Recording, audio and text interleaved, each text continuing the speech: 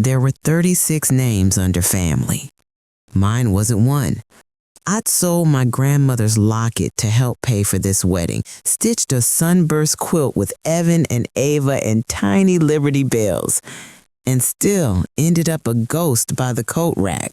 The trolley stalled. Ride shares bailed. I walked 8 blocks in shoes that weren't meant for distance, only to hear the bridesmaids' laughter. Bless her, you know how she gets. Not cruel, just soft enough to bruise. I told my face not to cry. It obeyed. When they opened gifts, my quilt slid under a table, out of frame like me. That's when something inside me stood up. I turned my phone face down for a week. No good morning text, no can you hem this on demand. I wrote a list. What I want.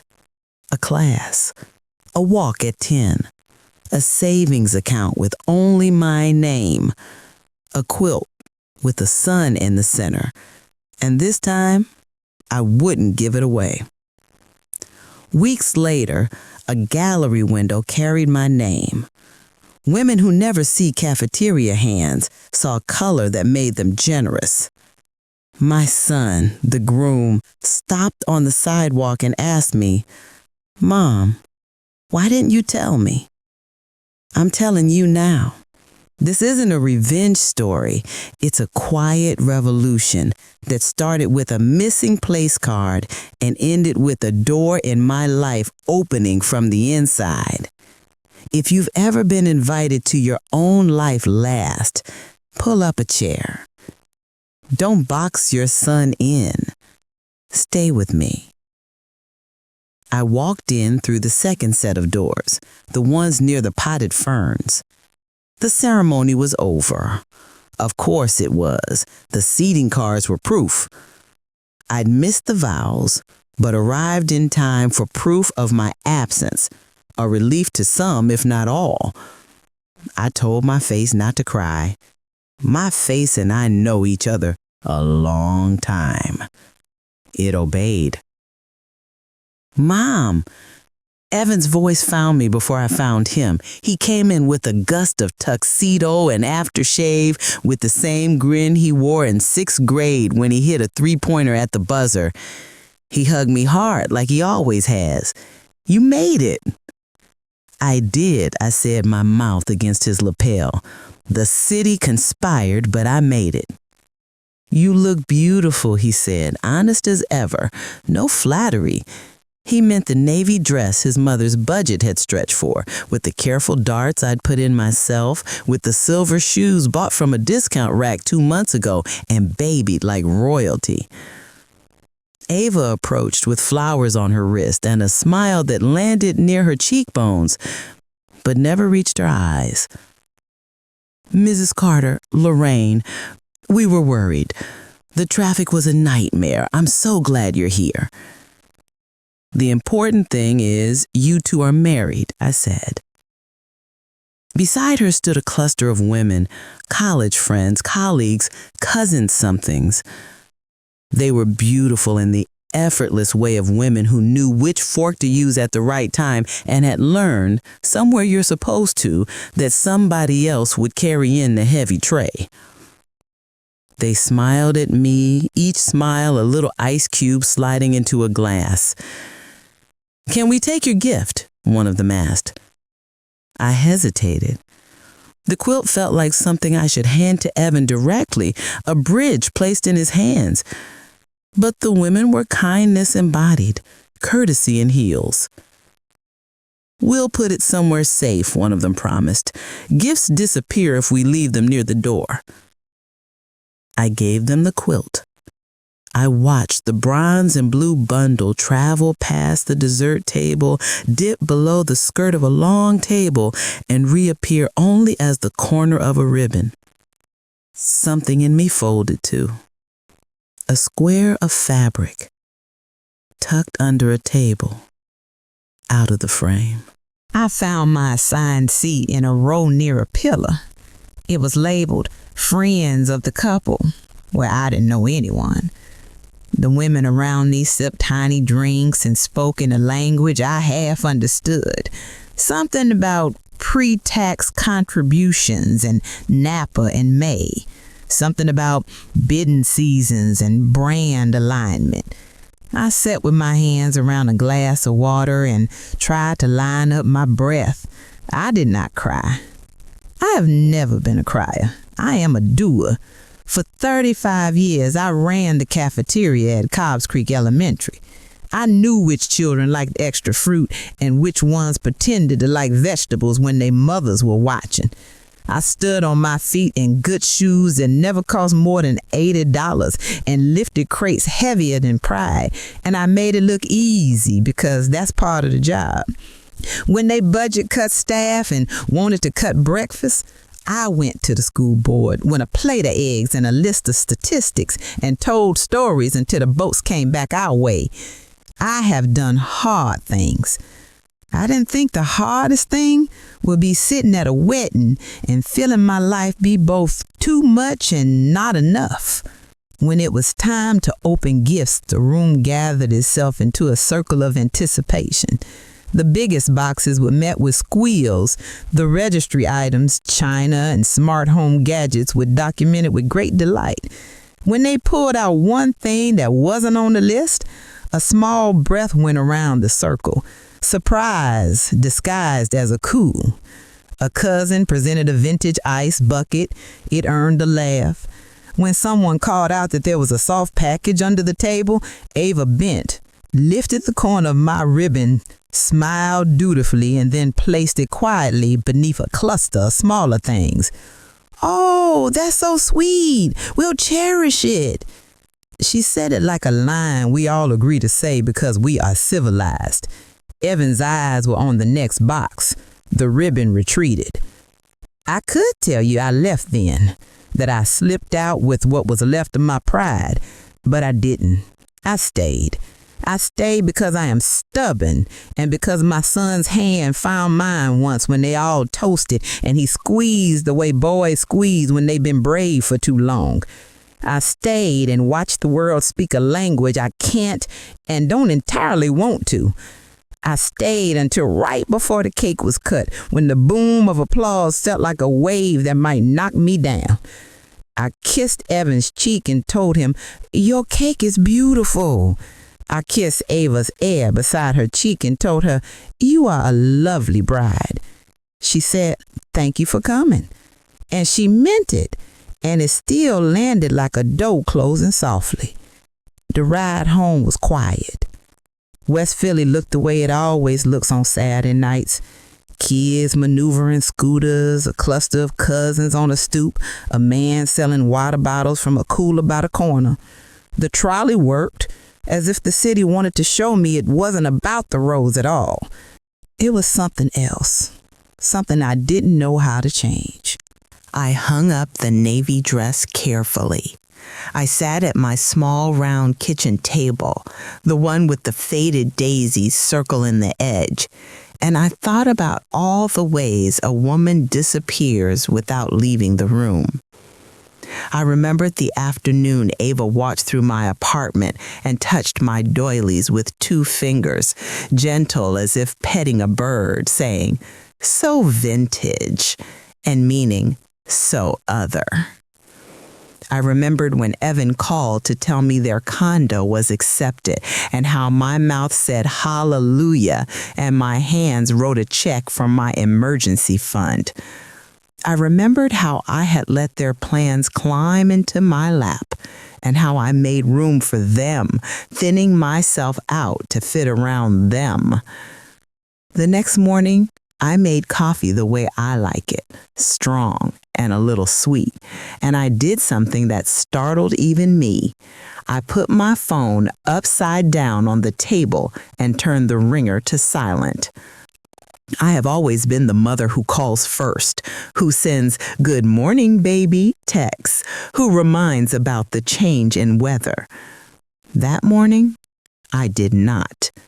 I told myself it was a small experiment, a week at most, a way to find out who needed me and who only needed what I do. On day 1, no one called. On day 2, a neighbor knocked to ask if my porch light had burned out. It had, and we replaced it together.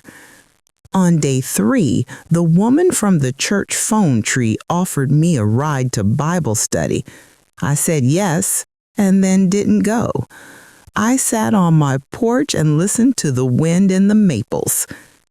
On day 4, I learned the exact creak my kitchen chair makes when I lean back too far. On day 5, Evan texted a picture of his new blenders, 2 of them, and asked if I could come by and stock their freezer with your meatloaf and that chicken you make. On day 8, he called to ask if I could hem 2 of his dress pants and a shirt with a fraying cuff. He didn't ask how I was. I don't think he even noticed he hadn't noticed. I hemmed the pants. I have pride, but it doesn't keep me from doing a neat job. While I worked, I threaded something else, a needle through my own plans. I took out a sheet of ruled paper and at the top wrote in neat block letters, "What I want." I looked at those words for a long time. The room was quiet like Sunday morning before the bells. My hand moved slowly at first. I want to breathe without checking if anyone else is breathing. I want to walk the Greenway every day at 10, no matter who needs something at 9:50. I want to take a class and sit in the front and raise my hand when I know the answer. I want to finish the big quilt with the sun in the middle and not give it away. I want to go somewhere I haven't been yet and stay as long as it feels good. I want a savings account with only my name on it. I want to talk with people about things that light me up and not feel like I'm taking their time. The list looked like a woman visible to herself. On Monday, I went to the rec center and asked about adult classes. They gave me a photocopied sheet with camp crafts and water aerobics and something called Digital Basics for grown folks. The water class would be good for my knees, the lady said. The Digital Basics class would be good for the world we live in now. I signed up for both. I paid for all 6 weeks up front and tucked the receipt into my wallet like a passport. On Wednesday, I walked to the bank and opened a second account. The young man behind the counter had a watch that cost more than my best dress, and he smiled when I told him why I wanted a separate place for my money. "It's never too late," he said, and I believed him because people in ties don't often say things they don't mean. On Friday, I stood in the mirror and saw the woman I had been making smaller for years. She wasn't as small as she'd gotten used to. She took up the space she actually needed. I parted my hair differently. I wore lipstick in a color I always thought was for bolder women.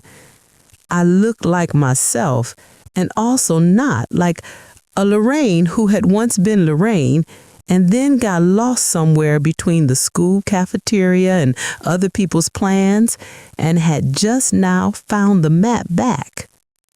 Evan called that night, checking in, casual. He asked what I was doing on Saturday because they were planning a brunch with friends. A few people from Ava's team and her parents. It'll be great if you could stop by for a bit. I can't. You can't?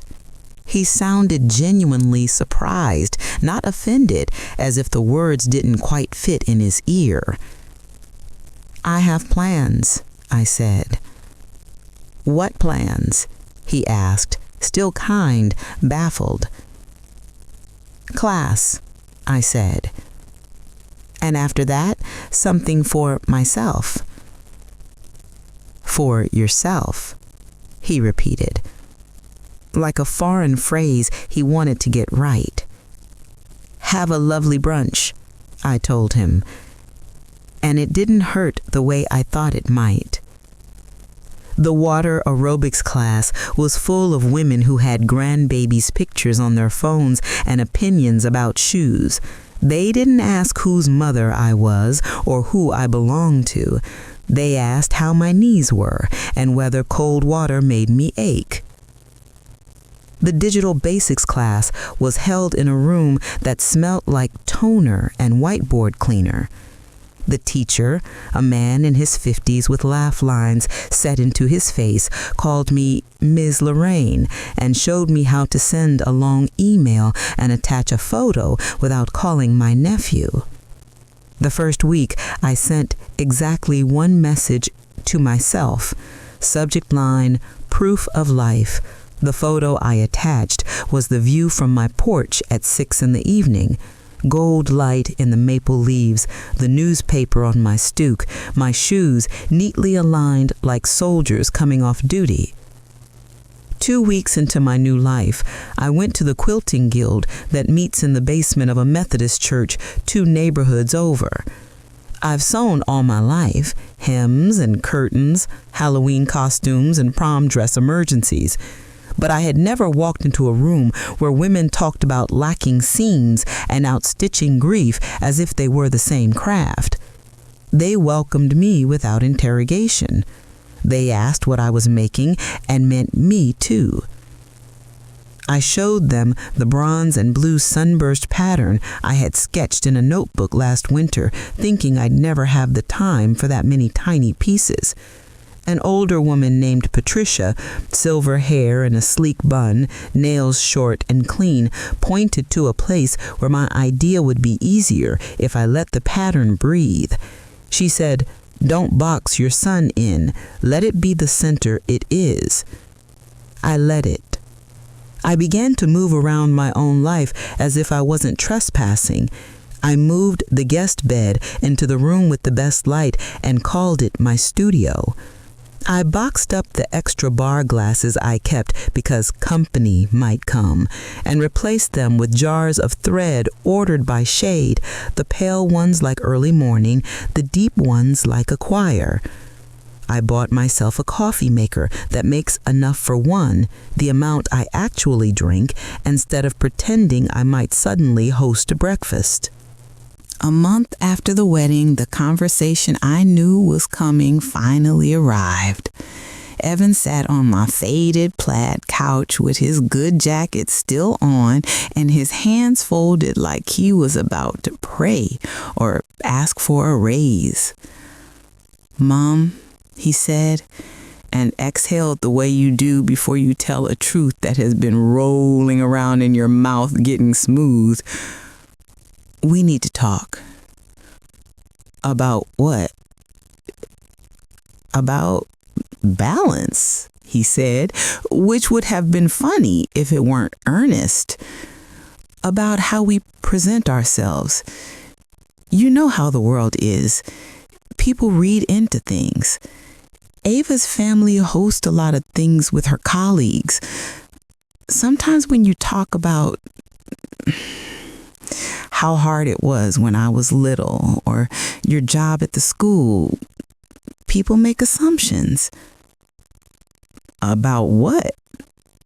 I asked. He looked helpless. "About us, about where we're going. I love where I come from. I love you. He rubbed 2 fingers together like he was trying to dry them. "Sometimes it makes people uncomfortable." "I see," I said, and I did.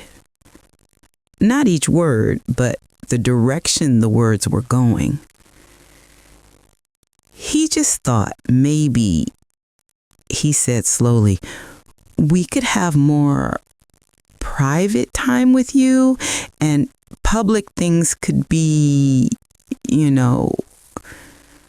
without you," was what he didn't say.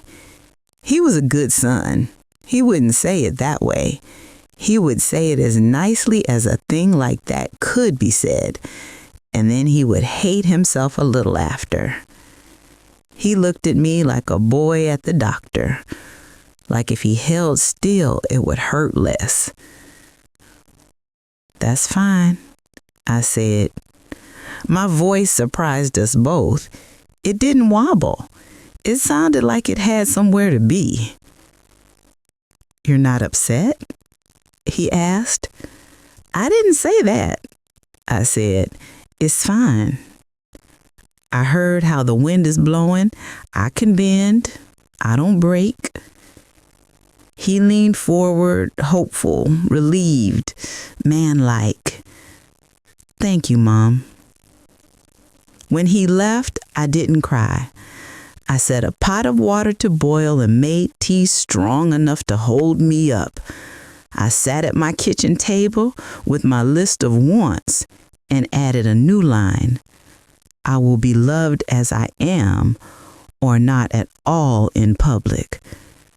I will not audition for a place I already earned." That week, I bought a bus ticket to Santa Fe. I had never been to New Mexico, but my cousin Celia had moved there years ago and sent postcards with skies so blue they looked braggy.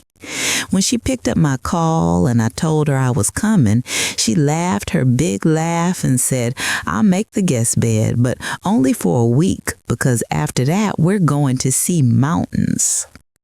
I left on a Tuesday morning with one small suitcase and my favorite pair of walking shoes. No one drove me to the station. I didn't ask. The bus hummed and stopped and took me farther from the polite smiles and closer to a place where I had no other job but to be Lorraine. Santa Fe smells like pine and dust and sun-warmed stone. Celia's house was a patchwork of color, a tile here and a textile there, some of them made by hand she could name.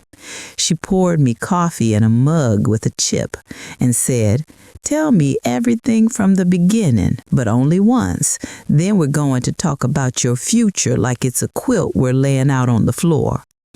We visited the Georgia O'Keeffe Museum, and I stood in front of a canvas where a white curve spilled wide and said without words, "I take up the room I take up." In a courtyard at a community arts center, I watched a class of older women weaving on looms that rose like skeletons of quiet animals. One of them asked if I wanted to try. I did. My hands learned a rhythm and forgot who needed them to do anything but this. At a small gallery, we met a man named Arturo who made his living putting colors together in a way that made people generous. He asked about the quilt folded over my arm, my travel project, a square of stars, and put on his glasses and hummed at the seams. He didn't say, "So vintage." He asked if I sold my work. I laughed and then stopped laughing because he wasn't. He said, "Bring me something. If it's good enough, I have buyers who like to feel like their money means something." I stayed 2 weeks. Evan texted to ask when I was coming back because they were thinking of doing a family dinner with Ava's parents. I typed and erased and then wrote, "I have an open ticket. Plan your dinner without me. If I'm back and I want to, I will join." Celia and I drove to Taos and watched the light move like prayer across the land. We ate green chile and I cried a tiny bit by accident because something inside me very old and very hungry was being fed. She told me her own stories, the ones where she kept herself smaller to fit into places that never gave her a seat at the big table. She said, "I stopped asking them to scoot over. I bought my own table." When I finally came home, I didn't tell anyone until I had taken a long bath and made a pot of rice. I called Evan and told him I was back. He said they had worried, and I said I was an adult.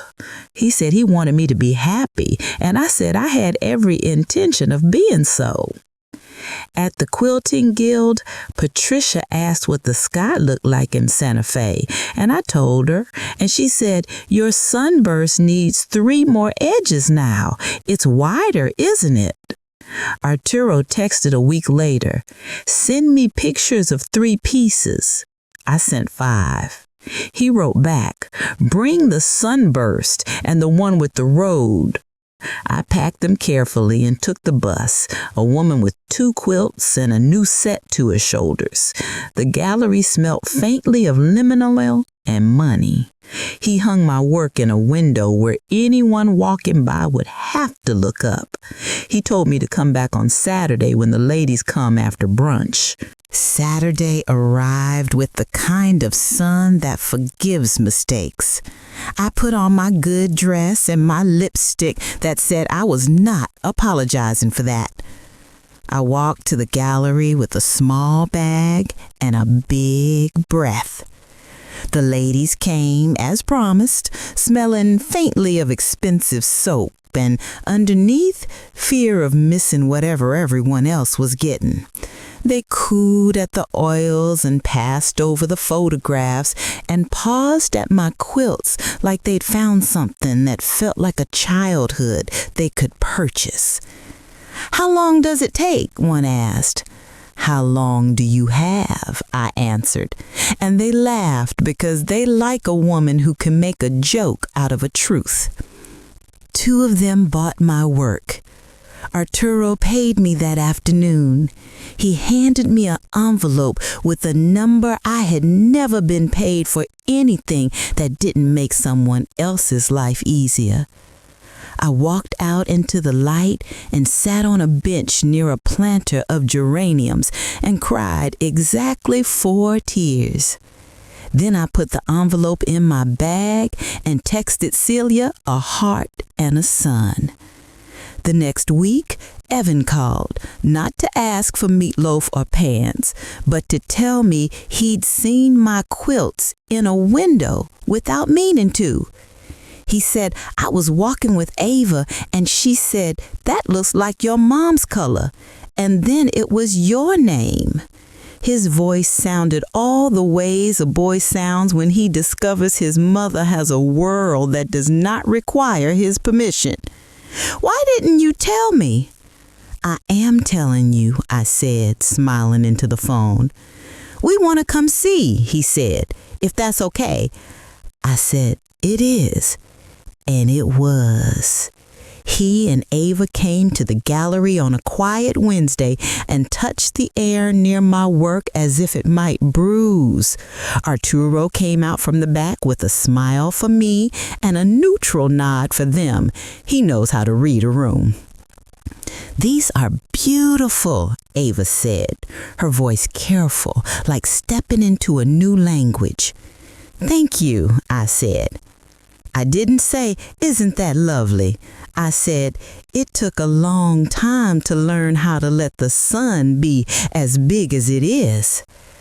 We walked to a bakery after, and the 3 of us sat at a small table with coffee and a number of small pastries because Ava believes in variety.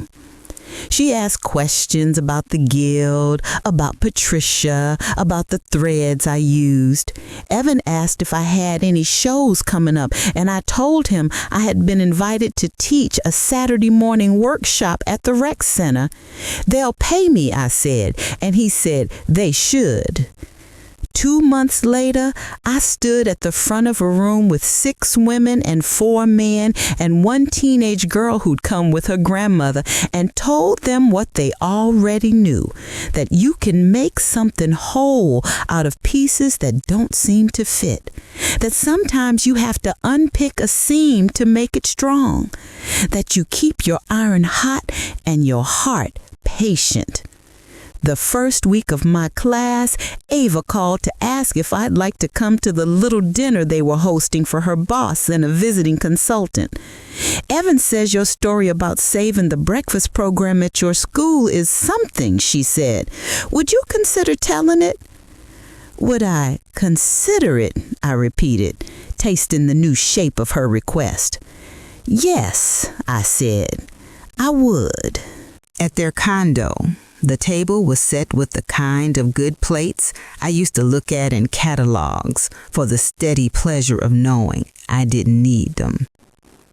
Their guests wore the kind of expensive plain clothing that says, I know I could be flashy and choose not to be.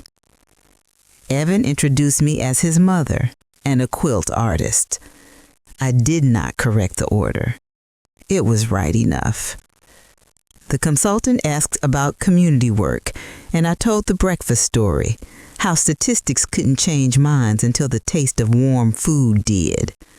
I told it not as a plea, but as a victory.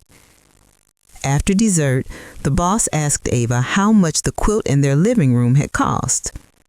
It was a gift, Ava said, and we both looked at the sun on their wall, the one that wasn't the wedding gift, but a later one, the one that kept its own time. There were still moments, of course. The world doesn't change just because one woman bought a new coffee maker. There were still times I felt the old tug to be the first to text in the morning, to rearrange my day for a request that had the word emergency attached to it in a way that didn't mean the hospital. There were still people who expected my yes as a form of love. But the quiet inside me was different. It had weight and walls. It had a door I could close with the gentle certainty of someone who knows she can open it again when she wants to. One afternoon in late September, I was arranging fabric on my big table, pale blues like early light, greens that felt like kitchens where women tell the truth, when a message arrived from a woman named Nita at the City Arts Council. She'd heard about my class from her cousin, water aerobics, who'd heard from her friend, Patricia, who is better than any algorithm. Would I be interested in showing 2 pieces at a community exhibit? I would. I said it out loud to my empty kitchen. I would. On the day of the exhibit, I wore the dress with the darts that sit just right because I made them do so. I saw a cluster of people near my sunburst in my road, the 2 pieces that tell the story of a woman who realized both where she was going and how far she had already come. I stood beside my work and did not apologize for standing there. Evan came in with his hands in his pockets and that look he gets when he's proud but trying not to look like a boy. Ava walked straight to me and kissed my cheek without air. She said, "We brought my mother." And Brenda, who has always smelt like expensive soap and sometimes like fear of being wrong, took my hand and held it the way women do when they are trying. She said, "I've been thinking about how we sometimes mistake elegant for empty. Your work is not empty." I said, "Thank you," letting the compliment be what it was and not making it something else. After the exhibit, the 4 of us went for dinner at a place that serves shrimp and grits that taste close to what I make when I have enough butter. Evan asked about my students, and I told him about the teenage girl who stitches like she was born with a needle in her hand, and the man who uses quilting to move through his grief without drowning. Ava asked if I thought the sunburst should be seen as a women's story or a human one, and I said, yes, and we laughed like people who have learned the answer to a trick question. Later, on my porch, under a sky beginning to understand fall, I made a pot of tea and listened to crickets negotiate their night. My phone sat on the table, screen down, not because I was avoiding anyone, but because I wasn't waiting. I thought about the morning of the wedding, the seating card with my name not there, the polite laughter that told me the size of my chair. I thought about my list, written in block letters, my separate account, my class of quilt people who are learning how to be more themselves together. I have not stopped being Evan's mother. That job sits in my bones like calcium. But I am also Lorraine, a woman who puts colors together in a way that makes people generous, a woman who makes lists of what she wants and then moves toward them without stepping on anyone else's toes. I do not disappear when I enter rooms now. On a Sunday in October, Evan called to ask if I could join them at the art museum. The Philadelphia Museum of Art was hosting an exhibit on American textiles, the kind of show that puts quilts under lights and makes people whisper because the work demands a quieter voice. In one room, an informational placard explained the narrow stitches of women who had never been paid for their thread. A little girl stood on her tiptoes to look closer, and her mother lifted her without saying careful, which is its own act of faith. Ava tugged at my elbow and pointed at a pattern I could have made with my eyes closed once. She asked me a question about the corner binding, and when I answered, she listened like I was the expert I am. Outside by the fountain, we sat on the steps and Evan said, "Mom, can I ask you something?"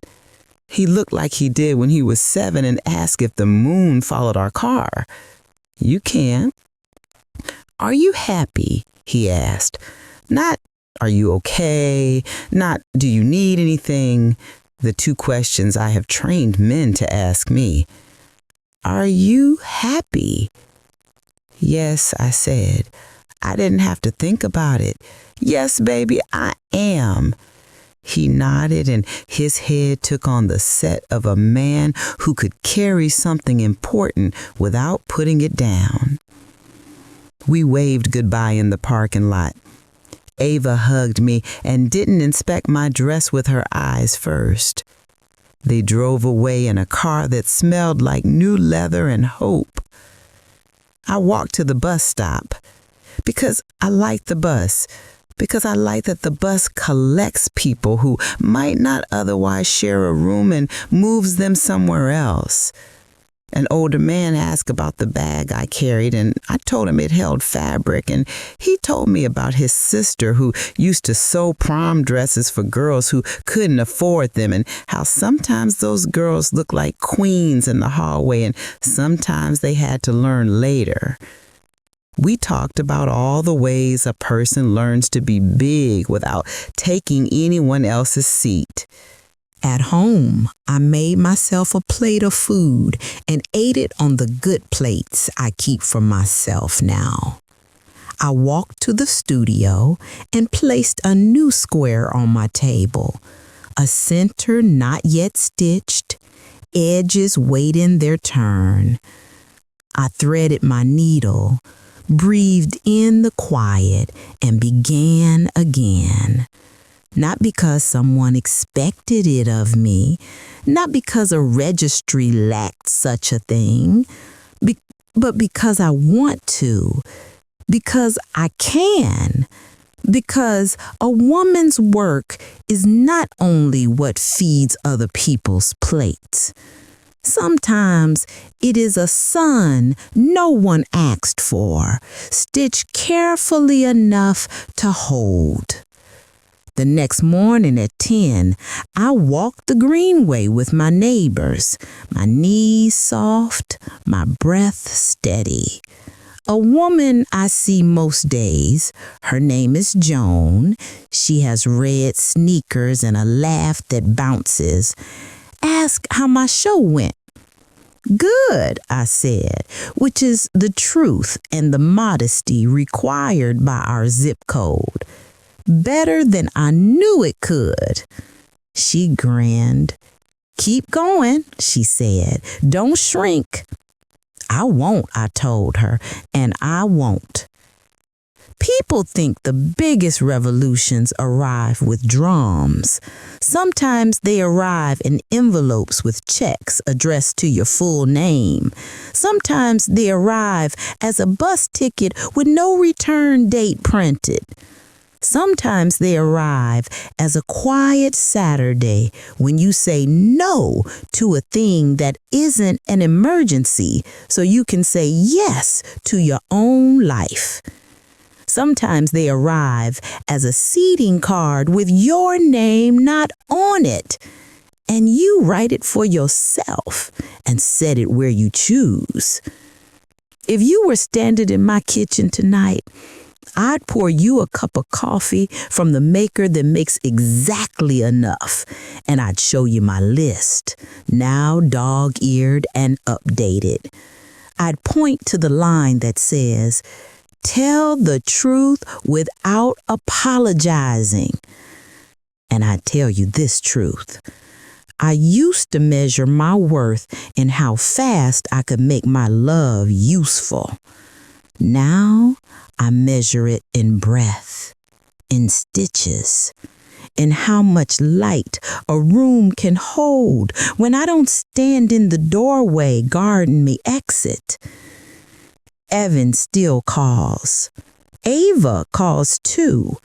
Sometimes they need a recipe or an opinion about a rug or a story told the way I tell it when I'm not rushing to the end. Sometimes they don't need anything at all, and they call anyway. I tell them about my class, my guild, the man who bought a quilt because his mother would have loved it, the teenage girl who stitched a secret into her border because that's how she knows it's hers. I tell them I love them, and I do, and I hang up and love myself too. I don't know what your seating card says, or if anyone invited you to your own life, but if you needed someone to say it, here I am in my kitchen with my needle, telling you, take up the room you take up. Don't box your son in. Make your list. Walk your walk. Set your table. And when someone asks if you're happy, know your answer. Say it out loud. Stitch it into something that will outlast the moment. Keep going. Don't shrink. You won't.